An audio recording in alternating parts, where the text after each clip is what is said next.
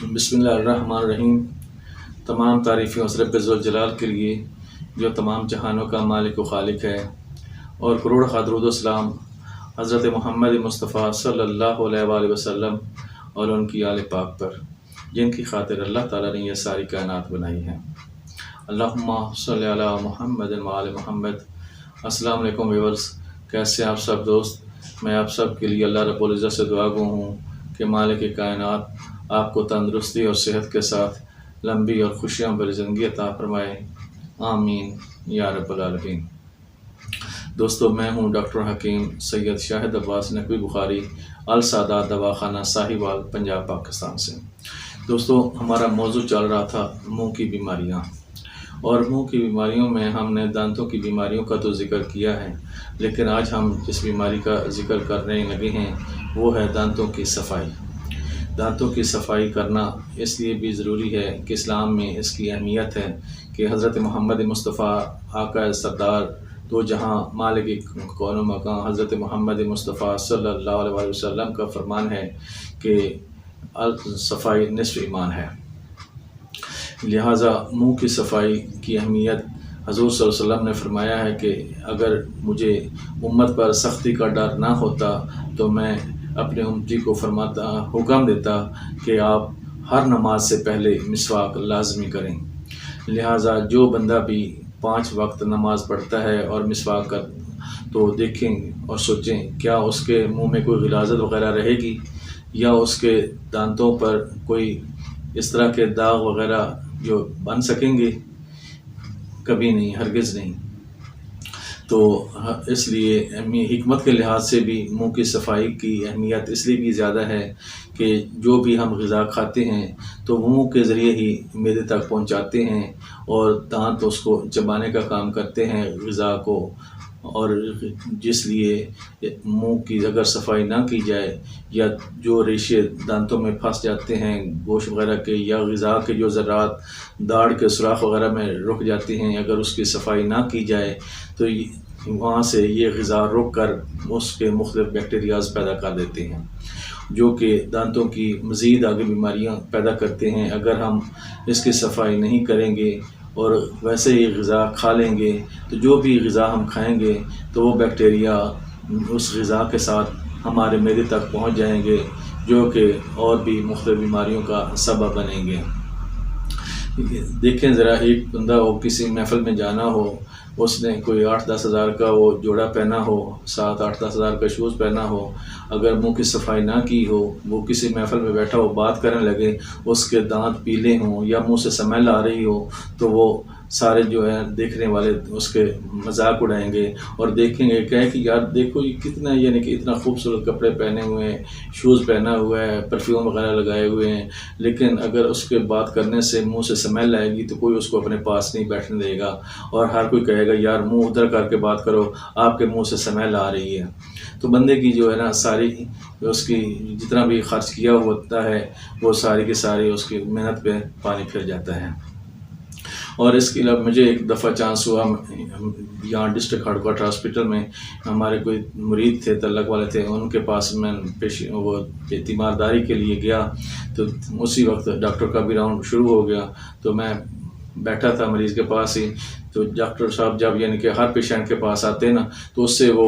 تفصیلات مانگتے ہیں، ہاں بھائی کیا حال ہے آپ کا، کیسی پوزیشن ہے، تو وہ ڈاکٹر صاحب مریض سے کہتے ہیں کہ یار ادھر منہ کر کے بات کرو، یعنی کہ ڈاکٹر صاحب مریض کو اپنی طرف منہ کر کے بات کرنے بھی منع کر رہے تھے۔ یعنی کہ اس وقت پھر انسان کی کیا عزت اور کیا وقت رہ جاتی ہے جب کوئی بندہ بات اسے کہہ دے کہ یار ادھر منہ کر کے بات کرو، آپ کے منہ سے سمیل آ رہی ہے۔ تو اس لیے یہ دانتوں کی صفائی انتہائی اہم اور انتہائی ضروری ہے۔ تو کچھ لوگ ہوتے ہیں وہ رات کو کھانا کھا کر ویسے ہی سو جاتے ہیں اور صبح اٹھ کر برش وغیرہ کر دیتے ہیں، لیکن نہیں، غذا کے بعد کرنا چاہیے برش ہمیشہ بھی۔ اول تو پہلے تو ہے کہ 100% مسواک کریں، کیونکہ مسواک کرنا ہمارے آقا صلی اللہ علیہ وسلم کی سنت ہے، اور ان کا فرمان ہے کہ جو آپ مسواک کریں گا اس کے دانتوں کی کوئی بیماری نزدیک نہیں آئے گی۔ تو چلو اگر آپ یہ ٹوتھ برش وغیرہ بھی کرتے ہیں تو یہ بھی آپ غذا کے بعد استعمال کریں، کیونکہ غذا کھانے کے بعد جو ریشے وغیرہ گوشت کے یا کوئی غذا کا ذرات وغیرہ دانتوں میں رک جاتے ہیں تو وہ صاف ہو جائیں، تاکہ یہ غذا کے ذرات رک کر کیویٹیز پیدا کرتے ہیں اور ساتھ ہی مختلف بیماریوں کا جو سبب بنتے ہیں یا منہ سے اسمیل کا سبب بنتے ہیں تو وہ صاف ہو جائیں گے، تو انشاءاللہ منہ سے اسمیل بھی نہیں آئے گی۔ تو اس کے چلتے ہیں دوستو اسباب کی جانب کہ یہ منہ کی اسمیل یا منہ کے داغ یا دانتوں کی خراب کیوں ہوتی ہیں۔ اس کے مختلف وجوہات ہو سکتی ہیں۔ سب سے پہلے تو ہے دانتوں کی صفائی کا نہ کرنا، ٹوتھ برش یا مسواک کا نہ کرنا۔ اس کے علاوہ کچھ لوگ سگریٹ کے عادی ہوتے ہیں تو ان کے دانتوں کے ان کے جو سامنے والے دانت ہوتے ہیں ان پہ وہ بلیک رنگ کے داغ جم جاتے ہیں۔ کچھ لوگ پان کھانے کے عادی ہوتے ہیں تو ان کے دانتوں پر سرخ رنگ کے کتھے کے داغ جمے ہوئے ہوتے ہیں، اور اگر کچھ لوگ نسوار یا بیڑی وغیرہ رکھتے ہیں تو ان کے دانتوں پر سبز رنگ کے داغ جمے ہوئے ہوتے ہیں، اور اگر کچھ لوگ ان میں سے کوئی چیز بھی استعمال نہیں کرتے لیکن وہ اپنے دانتوں کی صفائی نہیں کرتے، روزانہ ریگولر نہیں ہوتے، تو ان کے دانت پیلے ہو جاتے ہیں، اور آہستہ آہستہ یہ پیلی تہ جم کر اتنی مضبوط ہو جاتی ہے کہ جب وہ ساری ہڈی ہی پیلی محسوس ہوتی ہے۔ تو دوستو یہ ہیں اس کے اسباب، اور اس کے چلتے ہیں علامات کی جانب کہ ان کی دانتوں کی پلاہٹ اور جو سرخ رنگ کے کتھے کے ذرات ہوتے ہیں یا سگریٹ کے سیاہ رنگ کے ہوتے ہیں داغ وغیرہ، یہ علامات ہوتی ہیں ان کی۔ تو دوستو اس کے پہلے کہ ہم اس کے علاج کی جانب جائیں اور میں آپ کو ایک پیارا سا نسخہ دوں جو کہ دانتوں کو چمکا دے اور دانتوں سے ان کی جو ذرات پھنسے ہوتے ہیں ان کی سمیل بنتی ہے ان کو منہ سے سمیل بھی ختم کر دے، جو دانتوں کو ہلتے ہوئے ہوں ان کو بھی مضبوط کر دے، اور اگر دانت کا درد ہو تو وہ بھی ختم کر دے۔ تو اس سے پہلے کہ ہم نسخہ بتائیں، میری آپ تمام دوستوں سے ریکویسٹ ہوگی کہ آپ میرے اس چینل السادات دواخانہ کو سبسکرائب کر لیں، ویڈیو کو لائک کرنا نہ بھولیے گا اور شیئر کرنا بھی، تاکہ یہ سادات کا سلسلہ فیض چلتا رہے اور لوگ فیض اٹھاتے رہیں، کیونکہ زندگی کا تو کوئی بھروسہ نہیں ہے، کسی لمحہ بھی انسان کو موت آ سکتی ہے۔ تو لہٰذا اپنے بخشش کا ذریعہ سمجھ کر، صدقہ جاریہ سمجھ کر اللہ تعالیٰ کی مخلوق کی خاطر ان کو نیک جذبے کے ساتھ یہ زیادہ سے زیادہ شیئر کریں۔ تو دوستو آپ چلتے ہیں اس نسخے کی جانب جو کہ ایک بہترین منجن بنے گا، اور آپ نے سب سے پہلے لینا ہے 50 سے بورک ایسڈ 10 گرام، آپ نے کافور 1 ماشا، اور ساتھ اس کے لینی ہے 7 پودینہ 1 ماشا، 7 اس کے لیں لیموں 1 ماشا، یہ تینوں چیزیں تینوں ساتھ 1 ماشا لینے ہیں۔ باقی وزن جو ہے میں آپ کو بتاتا ہوں، پھٹکڑی سفید آپ نے لینی ہے 20 گرام، آپ نے لونگ لینے ہیں 10 گرام، ہلدی لینی ہے 10 گرام، اور اس کے ساتھ آپ نے لینا ہے میٹھا سوڈا 10 گرام، اور ساتھ بیکنگ سوڈا 10 گرام، یہ اور ساتھ اس کے آپ نے لینی ہے سمندر جاگ 10 گرام، اور مرچ سیاہ 10 گرام، اور پنک سالٹ لینا ہے آپ نے، وہ پنسار سے کہنا پنک کلر کا سالٹ چاہیے تو وہ پنک سالٹ آپ کو دے دے گا، وہ آپ نے لینا ہے 20 گرام، اور آپ نے سب سے پہلے جو پھٹکڑی لی ہے اس کو